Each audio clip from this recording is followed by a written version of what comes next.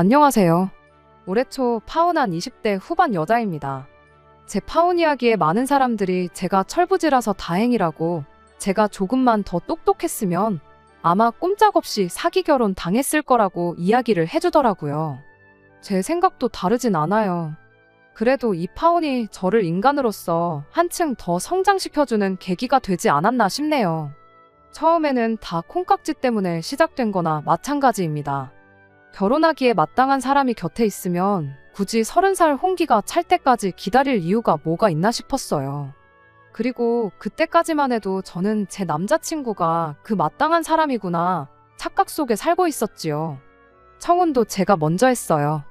꼭 연애 몇 년 더 하고 결혼해야 하는 이유가 있냐? 지금 하나, 내년에 하나, 내후년에 하나, 우리 둘이 결혼하는 건 똑같은 거 아니냐고 남자친구한테 제가 먼저 물었죠. 그 말을 했을 때만 해도 알겠다고 하루빨리 결혼해서 행복하게 살자던 남자친구였는데, 막상 그로부터 며칠이 지나 본격적인 결혼 이야기가 오가기 시작하니 남자친구가 별로 의욕도 없어 보이고, 결혼에 관한 이야기가 나오면 의도적으로 피하고 어려워하는 듯한 모습을 보여왔습니다. 만날 때마다 제 앞에서 무슨 이야기를 꺼낼까 말까 하는 모습을 몇 번 보다가 답답해진 제가 먼저 무슨 하고 싶은 말이라도 있는 거냐고 먼저 물어봤죠. 그리고 그제서야 남자친구가 저한테 사실은 자기가 부모님과 사이가 안 좋다는 이야기를 꺼내왔고요. 이야기를 들어보니 남자친구가 부모님하고 연락 안 하고 지낸 지가 벌써 수년 세월 지난 상황이랍니다. 그러고 보니 연애 1년 하는 동안 남자친구가 부모님에 대한 이야기 한 번 따로 한 적 없었고, 명절 때나 응당 부모님하고 시간을 보내야 할 그런 날들마다 어디 안 가고 집에 있고 그랬던 게 생각이 나더라고요. 남자친구가 힘들게 털어놓은 이야기는 이랬어요. 본가가 지방에 있고 자기는 대학교 때부터 집에서 나와 따로 살게 되었다고요. 그런데 그렇게 혼자 집에서 떨어져 나온 이유가 집안 형편이 어려워서 그랬던 이유가 가장 컸답니다. 대학교 들어갈 때쯤 해서 부모님이 하던 사업이 안 좋아지면서 부모님이 대학까지 말고 일이나 해서 아버지 사업에 돈을 보태라고 했답니다. 당장 남자친구가 그 나이에 아르바이트 해봐야 그 당시 시급으로는 한 달에 100만 원 버는 것도 힘든 상황이었대요. 그런데 100만 원 남짓한 돈 보탠다고 뭐 망해가는 아버지 사업이 살아나기나 하냐고 대들었다네요. 그랬더니 부모님이 하는 말이, 네 말대로 꼴랑 네가 가져다준 100만 원으로 사업이 살아나는 건 아니지만 네가 대학만 포기하면 아낄 수 있는 돈이 얼마나 되는지 알고나 하는 소리냐고 그랬답니다. 말인즉슨 대학교 들어가서 나가는 남자친구 생활비부터 시작해서 학비까지 어떻게 도와줄 형편이 안 되었다는 거예요. 남자친구 부모님 입장에선 그런 사실을 직접적으로 말하기가 너무 마음이 아파서 그냥 직장이나 알아보라고 최대한 돌려서 말했던 거였다는데, 남자친구는 그동안 노력해온 것도 있고 학교까지 붙었는데 빚을 내서라도 도와주지는 못할 망정 꿈을 접고 돈이나 벌라는 부모님에게 크게 실망을 했다는 거죠. 그렇게 혼자서라도 잘 먹고 잘 살겠다 말하고 부모님 뜻을 거역하고 혼자 서울로 도망치듯 올라왔다는 겁니다. 그 뒤로 부모님하고 연락을 아예 안 하고 지낸 건 아닌데, 학자금 대출 받아서 학교 다니고 아르바이트 하면서 혼자 지내는 생활비 마련하는 자기한테 돈 좀 빌려줄 수 있냐는 연락을 받고는 그 뒤로 부모님한테 질려서 아예 연락을 끊고 지냈다고 해요. 군대 갈 때도 일부러 집에 말도 안 하고 혼자 다녀왔고, 대학교 들어가고부터 지금까지 부모 없이 고아처럼 혼자 지냈다. 이후에 자기가 이렇게 직장도 생기고 잘 풀렸지만 선뜻 부모님하고 다시 연락하고 지낼 용기가 생기지가 않아서 여전히 죽었는지 살았는지 소식도 모르고 지내고 있다. 뭐 그런 이야기를 하더군요. 그 중에서 다시 연락하기 가장 두렵게 만들었던 건 그 이후로도 시간이 한참 지났는데 여전히 집안 형편이 어려운 상황이고 자기가 자리를 잡았다는 이야기에 혹시나 집에서 돈을 또 요구해오지 않을까, 그게 가장 무서웠대요. 그런 아픈 과거를 이야기하는데 참 오만 가지 생각이 들더라고요. 연애기간 1년, 긴 시간은 아니지만 그래도 남자친구가 그런 과거를 가지고 있는 사람치고는 사람이 많이 밝다고 생각했거든요. 부모님 지원 없이 혼자 힘으로 생활비 마련해가면서 대학교를 졸업하고 회사도 아는 사람이면 알만한 국내 내노라 하는 좋은 회사 중에 한 곳을 들어간 것도 참 대단하다 싶었어요. 저는 부모님 지원 받을 거 다 받으면서도 학교에서 성적도 그렇게 좋은 편도 아니었고 취직도 결국 지망하던 회사에는 면접 한번 못 가보고 합격한 회사들 중에 적당한 회사 골라 들어가서 다니고 있었으니까요. 아무튼 그동안 실없는 농담하고 그러던 모습과는 다르게 남자친구가 아픈 과거를 딛고 자수성 가한 진국 중에 진국이었구나 하는 생각이 들기도 했습니다. 저와 비교해서 모자랄 게 없는 그런 사람처럼 보였죠. 사실 당장 남자친구가 부모님하고 연락을 안 하는 사이라고 해도 그게 저희가 결혼을 다시 생각해야 할 만큼의 큰 문제는 아니었다 보니 일단은 이 부분에 대해서는 나중에 짚고 넘어가자고 이야기를 했어요. 그 후로 남자친구를 저희 집에 먼저 인사를 시켰습니다. 그리고 결국 남자친구가 부모님과 관계가 소원하다는 이야기를 저희 부모님께서도 알게 되셨죠.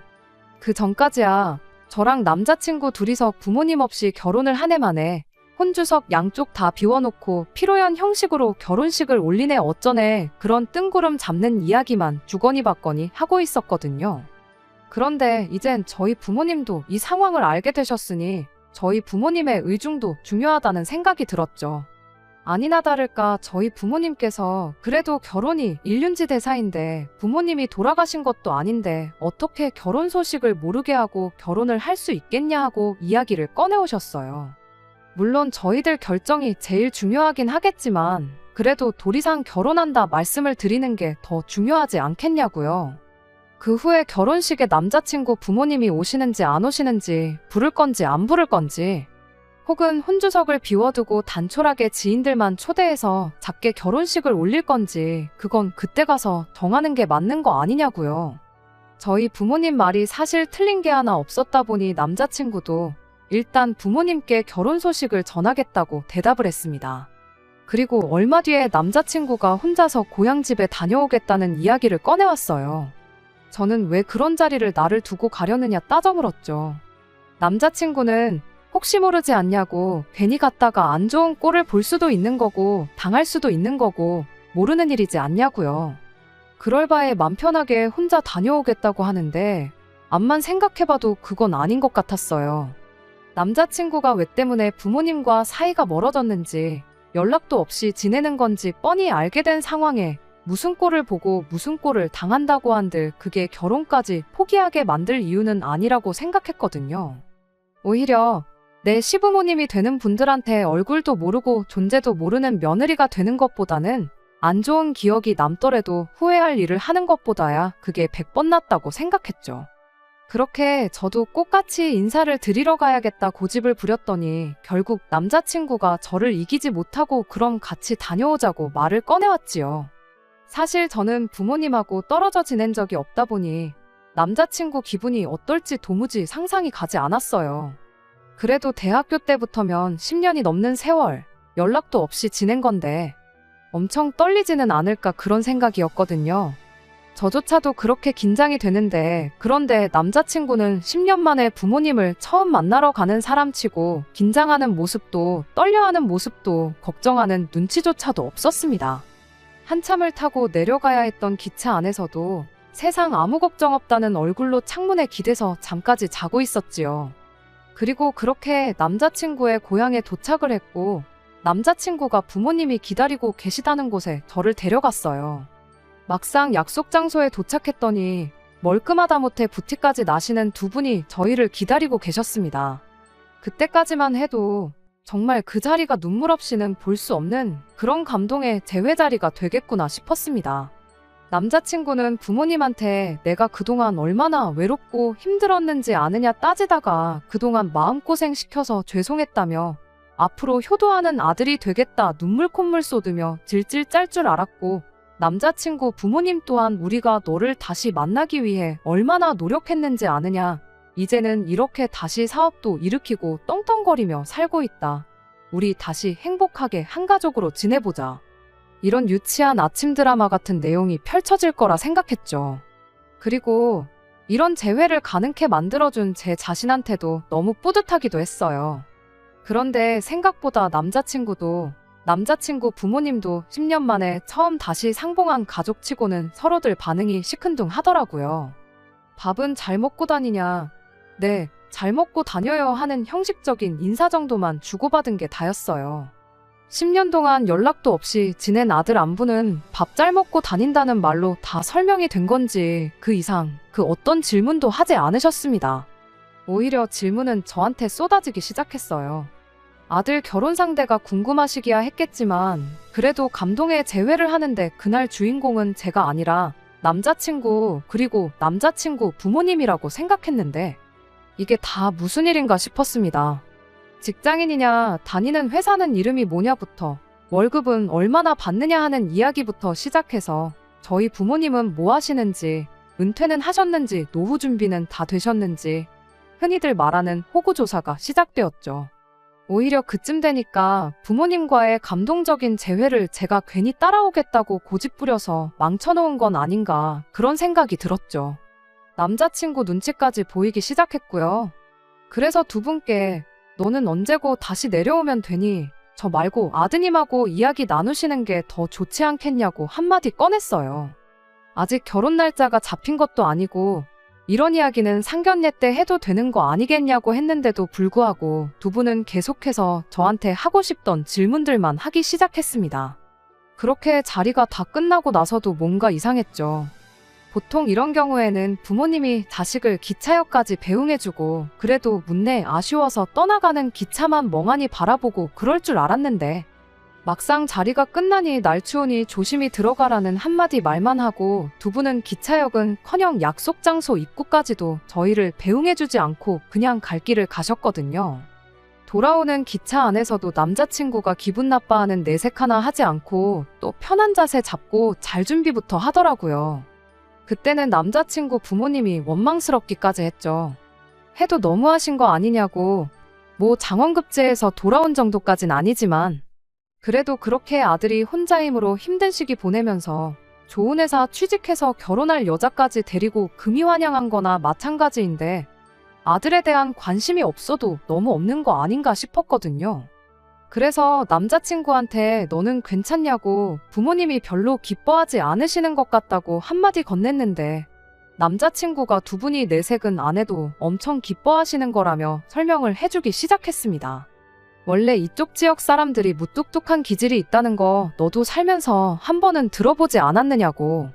부모님이 여기 토박이라서 원래도 성격이 무뚝뚝해서 그런 거다. 그리고 언제 보든 그렇게 한결같은 게 좋은 거지. 괜히 10년 만에 봤다고 해서 나를 어려워하고 그랬다면 나도 그게 내 나름대로 부담스럽고 불편했을 거다 하면서요.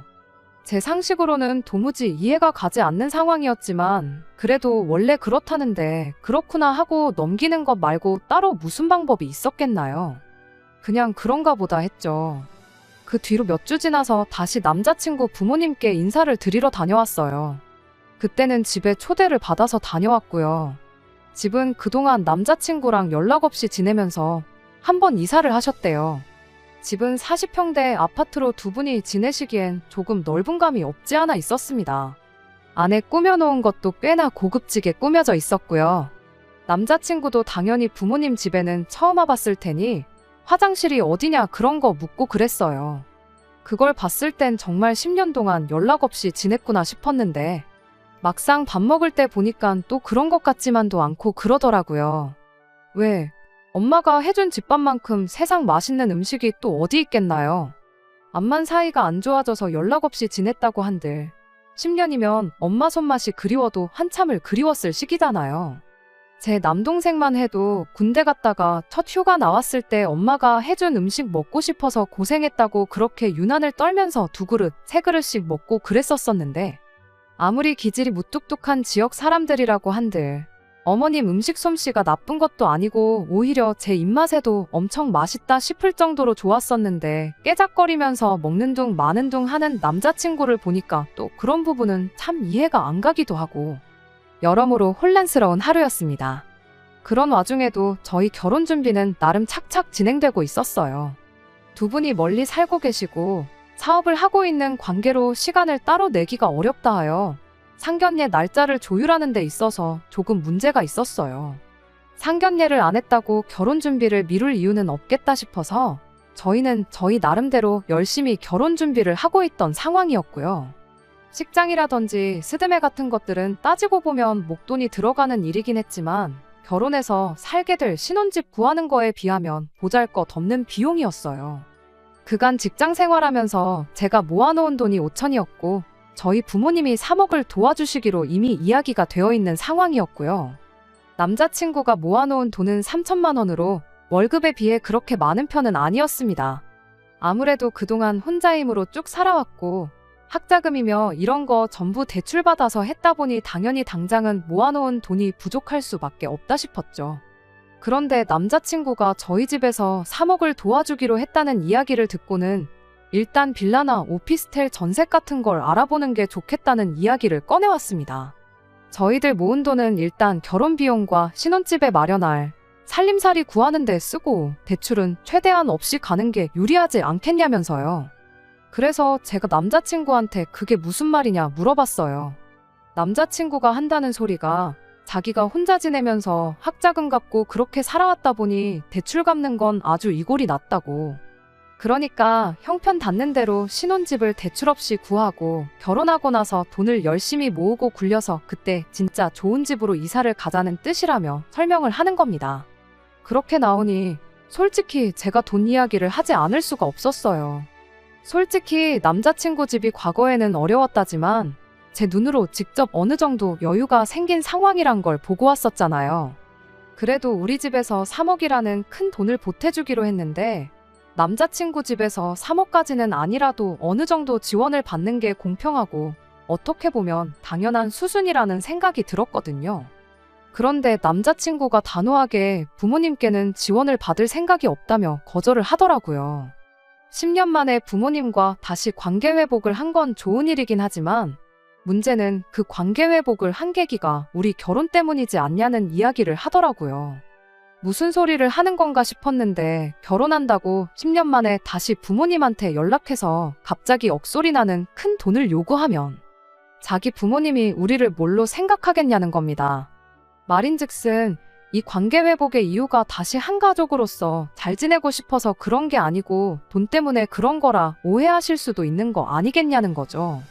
지난 10년 세월 자기가 얼마나 힘들게 지내왔는지 아냐면서 당장 먹을 게 없어서 돈 아낀다고 라면 한 봉 끓여서 한 끼는 면만 먹고 한 끼는 국물만 먹고 어쩔 때는 국물에 밥 말아 먹는 것도 아까워서 소면 한 봉지 사다가 남은 라면 국물로 재탕을 몇 번이나 해서 먹고 그랬답니다. 단돈 5만 원이 없어서 끼니도 거르고 했던 그런 절박한 상황에서도 부모님한테 당장 굶어 죽게 생겼으니 1만 원이라도 보내달라 연락하고 싶은 거 참아가면서 살았다는 소리죠. 그런데 이렇게 결혼한다고 10년 만에 다시 연락해서는 얼굴 2번 보여주고 결혼자금 도와달라고 1억을 달라, 2억을 달라 이런 이야기 꺼내면 자기 부모님이 진심으로 잘 지내고 싶어서 다시 연락한 게 아니고 순전히 결혼할 때 돈 얼마 받아가려고 연락한 것이라 오해를 할 거라는 거예요. 자기야 자식이니까 얼굴에 철판 깔고 그럴 수 있겠지만 사이 안 좋은 거 뻔히 아는 상황에 집에 돈 받아오라고 시킨 저를 두 분이 안 좋게 보실 게 뻔하다는 거죠. 그러니까 부모님이 먼저 마음에 우러나와서 우리한테 경제적인 지원을 해주시겠다고 먼저 말을 꺼내기 전까진 우리가 직접적으로 먼저 요구를 해서는 안 된다는 겁니다. 모처럼 회복한 부모님과의 관계이니만큼 쓸모없는 오해를 사고 싶지 않다고, 특히나 자기 혼자만이면 상관없지만 이젠 저까지 껴있는 상황이니만큼 더더욱 부모님한테 우리가 돈에 환장해서 돈 때문에 다시 찾아온 것 같은 느낌을 주고 싶지 않다고요. 그러더니 여태껏 지난 10년간 부모님 도움 없이 전부 내 힘으로 다 해왔지 않느냐며 분명히 어느 순간엔 우리가 먼저 말을 하지 않아도 부모님이 먼저 저희한테 경제적인 지원을 해주실 것이라는 소리를 해왔어요. 두 분이 원래 사업이 어려워지기 전에 씀씀이가 좋은 분이셨다. 뭐 하나라도 더 해주고 싶어 하시는 분들이고 여유가 있으면 있는 대로 분명히 해주실 분들이니 당장 돈 얼마 지원 못 받는 걸 아쉽게 생각할 것 없다고. 그런 식으로 재차 이야기를 하더라고요. 그때는 느낌이 쎄했다기보다 그럴 수도 있겠다 생각했었죠. 아무래도 시기상 저는 얼굴 2번 내비친 게 전부고 남자친구 또한 저보다 전화 몇 통 더 드렸던 것밖에 없었으니까 말이죠. 상견례도 하지 않은 상황인데 난데없이 예비 처가에서 3억을 해준다는데 부모님은 얼마를 해주실 거냐부터 묻는다면 남자친구 말대로 돈 때문에 연락한 건가 충분히 오해할 수도 있겠다는 생각이었어요. 결과적으로는 그 말을 그대로 믿은 게 저한테는 오히려 득이 되었습니다. 사실 남자친구랑 특히 결혼 이야기 오고 가면서 남자친구의 몰랐던 과거를 알게 되면서 저 스스로 반성을 한 게 많았거든요. 남자친구는 부모님 도움도 없이 저렇게 모든 걸 다 이뤄냈는데 나는 자립심이라고는 눈꼽만치도 없구나. 당장 내가 내 인생에서 부모님을 빼면 나 스스로 뭘 할 수 있을까 하는 자기 반성이요. 말씀드린 대로 저는 부모님의 아낌없는 지원에도 불구하고 학교 성적도 별 볼 일 없었고 취직도 그냥 적당한 곳 한 게 전부였고 심지어 아직도 부모님 집에 살면서 생활비라고 한 푼 드리는 거 없이 편하게만 살고 있었거든요. 결혼도 그렇죠. 내 돈이 아니라 부모님 돈이니까 와닿지가 않는 거지. 3억이 보통 큰 돈은 아니잖아요.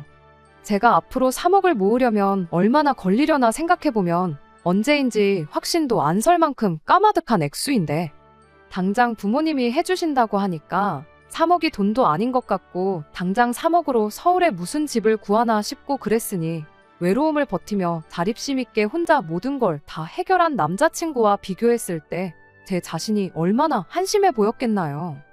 그래서 그때 한참 고민하다가 끝내 결심을 했죠. 일단 남자친구 말대로 당장 남자친구 집에 그 어떤 지원을 기대하지 않기로요. 그리고 내친 김에 저도 저희 부모님이 지원해 주시기로 했던 그 3억을 안 받기로 결심을 했죠. 네가 안 받아오니 나도 안 받는다 홧김에 그렇게 생각한 게 아니었어요. 말씀드린 대로 남자친구가 여태껏 혼자 힘으로 이뤄놓은 것에 비해 제 자신이 너무 보잘것없고 한심해 보였기에 저 또한 남자친구가 해온 대로 부모님 도움 없이 스스로의 힘으로 살다 보면 결혼도 하는 만큼 한층 어른스러운 사람이 되지 않겠나 하는 생각이었습니다. 그리고 그날 이후 남자친구를 만나 이런 제 생각을 전해줬어요. 남자친구 말대로 우리가 결혼하는 거지 부모님들이 결혼하는 것도 아닌데 우리 힘으로 한번 어디까지 할 수 있나 해보자고요. 그랬더니 남자친구가 벙찐 얼굴로 그래도 해주시기로 한 건데 그걸 포기하긴 좀 그렇진 않느냐고 대답하길래 그렇지 않다고. 애초에 맡겨놓은 돈도 아닌데 당연한 듯 받아가는 것부터 잘못된 거라고. 형편 닿는 대로 빌라 같은 거 구해 살자고 하지 않았냐. 다행히 우리가 모아놓은 돈이 한 푼도 없는 게 아니지 않냐. 오빠는 대출 때문에 고생했던 거 생각하면 치가 떨린다고 했는데 나는 그 기분이 어떤 기분인지 모른다고. 요즘 대출 없이 사는 사람 어디 있겠냐. 당장 모자란 비용은 내가 내 이름으로 대출받고 내 돈으로 갚을 테니 걱정 말라고 했어요. 인생의 경험이 중요한 법이지 않냐고. 나도 이참에 자립심 키워서 부모님 도움 없이 어디까지 해나갈 수 있나 한번 해보고 싶다고요. 남자친구는 끝까지 저를 뜯어말렸어요. 아예 부모님한테 지원을 안 받을 생각은 아니라고. 타이밍상 지금 물어보기 조금 그래서 그런 거지. 결혼 생활하면서 차곡차곡 부모님하고 관계를 회복하면 그때 가서 얼마든 지원을 받아올 거라면서 저를 설득하기 시작했고요. 저는 그런 남자친구의 제안에 그건 그때 가서 생각하자고 했습니다. 그때가 왔을 때 애초에 우리가 성공해 있으면 그 돈은 아예 안 받아도 되는 돈 아니겠냐고요. 역으로 그때가 왔을 때 우리가 경제적으로 허덕이고 힘든 상황이라면 그럼 그때 가선 염치불구하고 부모님들 지원을 받으면 되는 거 아니겠냐 했죠. 제가 모처럼 결심한 거 내 의지를 꺾을 생각 없다고 강하게 나갔더니 남자친구도 어쩔 수 없다는 듯 그럼 우리 힘으로 한번 열심히 살아보자고 그래도 집에 가서 한번 다시 생각은 해보라고 저한테 한마디 하고는 이야기를 끝냈습니다. 그리고 남자친구와 헤어지고 나서 집에 가서도 부모님께 결혼할 때 해주시기로 한 그 돈은 안 받겠다고 말씀드렸어요. 저희 부모님께서는 그 돈은 애초에 처음부터 저 해주려고 오래전부터 굴리던 돈이고 두 분 노후나 그런 거에 아무 상관없으니 부담 갖지 말고 받아가라 하셨어요. 아니면 그냥 안 받은 셈 치고 그 돈을 가지고만 있으라고도 하셨죠.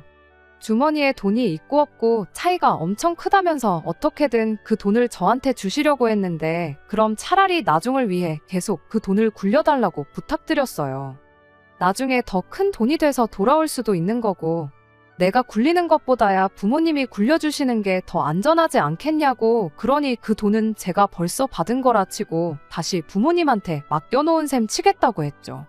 처음에는 부모님이 돈을 지원해 주신다 하니 저랑 남자친구가 모아놓은 돈으로 호텔 결혼식이며 유럽으로 신혼여행이며 그런 허세 가득한 계획을 생각하고 있었어요. 막상 그런 거 포기하게 되면 아쉬울 수도 있겠다 싶었는데 부모님한테 말씀드리고 실제로 그 돈을 포기하게 되니 아쉽기는커녕 속이 다 후련하더라고요. 진짜 부모님의 아무런 지원 없이 혼자 힘으로 헤쳐나가게 되었구나 걱정 반, 설렘 반으로 남자친구한테 전화를 했죠. 최종적으로 부모님한테 지원 안 받기로 이야기하고 왔다고요. 그런데 그때처럼 우리 힘으로 한번 잘 헤쳐나가 보자고 한마디 해줄 줄 알았던 남자친구가 굉장히 언짢은 말투로 네가 기어이 일을 그르친다면서 저보고 살면서 세상 힘든 일을 겪어본 적이 없으니 뭐가 똥이고 된장인지 구분도 못한다는 심한 말을 하더군요. 잘 생각했다, 대견하다, 뭐 그런 칭찬 듣고 싶어서 그런 건 아니지만 다짜고짜 똥된장 따지면서 정신 못 차렸다는 식으로 이야기하니 기분이 좋을 리가 없었죠. 그래서 남자친구한테 어차피 대출도 내가 받아서 내 돈으로 다 갚는다고 했고 나중에 오빠가 지원을 받아오게 되면 그때 가서 나도 똑같이 돈을 받아오기로 했는데 뭐 문제되는 거 있냐고 곧바로 따져 물었죠. 남자친구는 끝내 제 고집을 이기지 못했습니다. 아니, 져준 척 했던 걸 수도 있죠. 말은 제가 하자는 대로 하자고 따라줬지만 실제로는 결혼 준비하면서 제가 직접 계산기 두드려보고 하다 보면 부모님 지원 없이 결혼한다고 생각한 건 말도 안 되는 거다 하고 직접 느낄 줄 알았나 봐요. 우리 돈으로 자가를 구해서 살려면 대출을 얼마를 받아야 하고 얼마를 이자로 내야 하고 원금은 이만큼씩 나갈 거고 관리비랑 생활비는 대충 매달 얼마씩, 평생 그 집에서 살 것도 아니니까 저축으로 얼마씩, 그런 걸 미리 계산을 해와가지고 제 앞에 들이밀더라고요. 결과적으로는 제 월급으로 집 대출 관련된 거 내고 생활비까지 내고 나면 제 수중에 10만 원 정도 떨어지게 예산을 짜왔더라고요. 그러면서 너 좋아하는 옷도 못 사고 앞으로 못해도 20년은 계속 이렇게 돈이 스치듯 빠져나갈 텐데 괜찮냐고 하면서요. 그런데 여기에 저희 부모님이 해준다던 3억이 생기면 어떻게 되는 줄 아느냐 하면서 그때는 제 수중에 매달 200만 원씩은 더 여유가 생기는 거라고 하면서 어떻게든 부모님 돈을 받아오는 게 유리하다는 식으로 저를 현혹하기 시작했죠. 그래서 남자친구한테 꼭 아파트를 사서 시작해야 하는 거냐고, 오빠가 먼저 형편 맞는 대로 빌라 같은 거 들어가 살자고 하지 않았냐, 그러니까 우리 예산에 맞는 적당한 빌라를 구하던지 아니면 10평도 안 되는 작은 원룸을 구하던지 하면 되는 거 아니냐고 바로 되물었죠. 그리고 맞벌이를 할 건데 왜 생활비며 적금이며 관리비며 전부 다 내 돈으로만 계산한 거냐고, 오빠야말로 계산이 틀린 것 같으니 다시 계산해보라고 한마디 덧붙였습니다. 그런데 난데없이 남자친구가 내 돈은 계산을 안 하는 게 당연하다며 자기는 앞으로 월급 받아서 매달 200만 원씩 자기 부모님한테 붙일 생각이라는 말도 안 되는 소리를 꺼내오는 겁니다. 그게 무슨 소리냐고 했더니 10년 동안 자기가 부모님한테 불효했던 것도 있고 자기도 여러모로 계산해본 결과 200만 원이 딱 적당하다고 생각해서 드리는 거니 그 결정을 존중해줬으면 좋겠다고 다짜고짜 말을 잘라버리는 거예요. 어이가 없어서 대체 무슨 계산 방식으로 계산을 했길래 매달 200만 원씩 드린다는 말이 나오는 거냐고 그거나 알려달라고 했어요. 납득할 만한 계산이면 나도 더 말은 않겠다고 했는데 제가 철이 없는 거지 계산을 할 줄 모르는 건 아니었거든요. 그런데 남자친구는 사람을 우습게 봐도 너무 우습게 받는가 봅니다. 제가 부모님한테 받기로 했던 3억을 돌려드리지 않았냐고요. 말인즉슨 저희 부모님은 그 결정으로 인해 없던 3억이 생긴 거니 우리가 3억을 드린 거나 마찬가지가 되는 거랍니다. 제가 남자친구한테 부모님 지원 없이 10년 세월 지내온 거 본받겠다고 부모님 지원 없이 내 힘으로 살겠다고 했던 말처럼 남자친구는 제가 같은 시간 동안 부모님 곁에서 자식 노릇하면서 살아왔던 걸 똑같이 해야겠다는 거예요. 부모님한테 200씩 드리다가 그게 3억이 되면 그때 그만 드릴 테니 그렇게 알라고요. 제가 부모님한테 자식 노릇이라고 해봐야 부모님 재산 파먹으면서 지낸 거 말고 뭐가 있었겠냐 했더니 그냥 같이 있어주는 것만으로도 효도가 아니겠냐는 겁니다. 이미 지나간 세월, 그걸 어떻게 돌려놓을 수는 없고 대신 자기는 앞으로 10년간 효도를 하겠다는 거죠. 그리고 사는 거리가 떨어진 만큼 직접적인 효도는 할 수가 없으니 대신 그 효도를 돈으로 하겠다는 겁니다. 그건 또 무슨 말도 안 되는 계산 방법이냐고 물었더니 남자친구가 끝까지 물고 늘어지더군요. 간단한 거라고, 그냥 부모님한테 받기로 했던 3억을 다시 받아오면 모든 게 해결되는 거라고, 그럼 나도 부모님한테 200씩 드리기로 한 걸 취소하겠다고 끝까지 저희 부모님 돈에 집착을 하는 거예요. 대출은 내가 받아서 내가 갚겠다 했으니 말도 안 되는 가계부 미리 만들어 와서 떠들어대는 건 그렇다 쳐요. 하지만 제가 저희 집에서 주기로 했던 3억 안 받겠다고 한 걸 우리가 저희 부모님한테 3억을 드린 거랑 마찬가지라고 계산하고, 그것도 모자라 양가 공평하게 하겠다며 부모님한테 3억을 드릴 때까지 매달 200만 원씩 보낸다는 게 말이나 되는 소린가요? 사람을 우습게 봐도 정도가 있지 끝까지 들어줄 필요도 없겠다 싶었고, 남자친구한테 다시 생각 좀 해보겠다 말하고 그냥 집에 돌아왔습니다. 다시 생각해보겠다는 그 말이, 제 말은 이 결혼에 대해서 다시 생각해보겠다는 소리였는데, 남자친구는 그걸 제가 부모님한테 다시 3억을 받아올 건지 말 건지 다시 생각해보겠다는 뜻으로 이해했나 봐요. 그 돈만 있으면 자기도 더 억지를 안 부릴 테니 잘 생각해보라고 그렇게 말 한마디 던지고는 더 우기지 않고 저를 집에 그냥 보내줬으니까요. 그렇게 한 이틀 정도를 혼자 고민했어요. 이 결혼을 해야 하나 말아야 하나. 이미 답은 정해져 있던 거나 마찬가지인데 상견례만 안 했지 결혼 준비 거의 다 해놓고 파혼하겠다 부모님께 말을 꺼내기가 조금 그렇더라고요. 그러던 중 이게 다 남자친구가 그 3억을 어떻게든 소나귀에 넣으려고 개수작을 부리는 거라는 확신을 갖게 해주는 일이 있게 되었습니다. 그래도 결혼한다고 미리 찍어놓은 웨딩 사진을 제 톡 사진으로 해놓고 있었거든요. 그런데 저희 회사 거래처에 있는 직원분이 그 사진을 봤었나 봐요. 회사 일로 거래처분을 만나게 되는 일이 있었는데 그분이 저보고 혹시 결혼할 사람이 누구누구냐며 남자친구 이름을 대는 겁니다. 그분이 말해주길 남자친구와 같은 대학교를 나왔대요. 이것도 인연인데 청첩장 좀 달라고 하더라고요. 그러면서 혼자 주절거리길 엄청난 마마보이라서 결혼 같은 거 못할 줄 알았는데 하면서 남자친구 과거 이야기를 해주더라고요. 그런데 마마보이라는 말을 듣고 정신이 퍼뜩 들었죠. 마마보이라는 게 무슨 소리냐고 자세히 좀 이야기해달라고 물었는데 제 반응을 보고는 그분이 조금 부담스러워하는 눈치였어요. 혹시 자기가 입을 잘못 놀렸다가 결혼에 문제라도 생기면 그게 무슨 민폐냐고 말을 꺼리더라고요. 계속해서 그 사람을 닥달해 충격적인 남자친구의 과거 이야기를 듣게 되었습니다. 학교에서 모르는 사람이 없을 정도로 엄청난 마마보이였다고요. 아들 혼자 서울에서 지내는 게 걱정된다고 아예 어머니가 자취방에 따라와서 같이 살았더래요. 같이 술 먹으러 가자고 해도 엄마가 기다려서 안 된다 하면서 다 같이 모이는 자리에 참석을 거의 안 하다시피 했답니다. 조별과제 때문에 남자친구 집에 다 같이 모였던 적이 있었는데 그때는 어머님이 엄청 극성스럽게 우리 아들하고 친하게 좀 지내달라며 먹을 것도 엄청 해다 주시고 과제가 다 끝나고 나서는 우리 아들 좀 같이 데리고 좀 놀아달라며 용돈도 쥐어주시고 그랬다는 거예요. 방학 때는 어머님이 그때 같이 과제했던 조원들을 집으로 초대해서 식사도 하고 그랬다는데 이야기를 듣고도 제 귀를 믿을 수가 없었죠. 남자친구 말대로라면 집안 사업이 망해서 그때부터 부모님과 연 끊고 혼자서 라면 한 봉지로 새끼밥을 먹으며 힘들게 살았을 시기였어야 하는데 그래서 그 분한테 진짜냐고 너무 중요한 일이니 거짓없이 말해달라고 사정사정을 했는데 그분이 못 믿으면 어쩔 수 없지만 아마 그때 놀러가서 찍은 사진이 자기 집 어딘가에 있을 거라고 오늘 퇴근하면 집에 가서 그 사진부터 찾아서 보내주겠다 그렇게 약속을 했어요. 그날 저녁 진짜로 그 거래처분이 남자친구와 남자친구 부모님 댁에 초대받아 다녀온 사진을 보내줬는데 사진 안에는 남자친구와 예비시 부모님 두 분 다 정확하게 사진 속에 찍혀 있었어요. 그것도 아주 세상 다정한 모습으로 말이죠. 저는 남자친구에게 곧바로 그 사진을 보내 이게 무슨 상황인지 한번 설명 좀 해보라 했습니다.